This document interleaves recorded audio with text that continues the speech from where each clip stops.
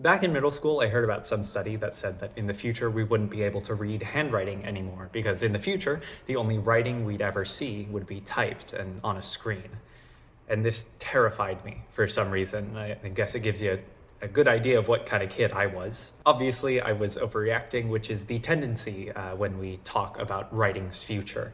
Countless articles have been published concerned with writing's decline, even sometimes heralding the death of writing when you get to the more extreme end.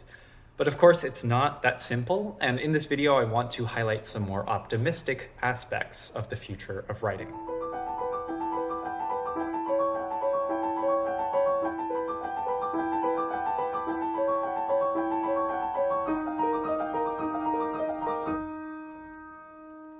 So what does the future of writing actually look like? I should specify we're going to talk about writing in its most literal form, putting symbols onto a physical medium.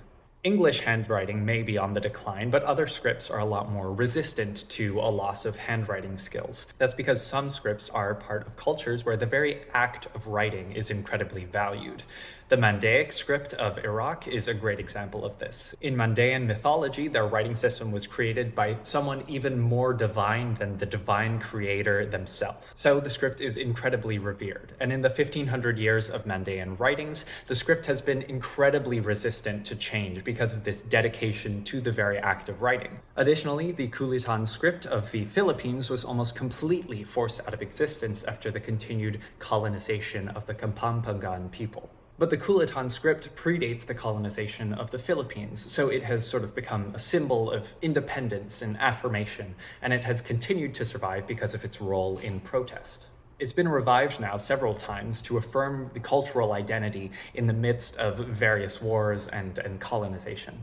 But it seems like for English, at least, the physical act of writing will still end up on the decline. We just don't really value our alphabet in the way that these other cultures do.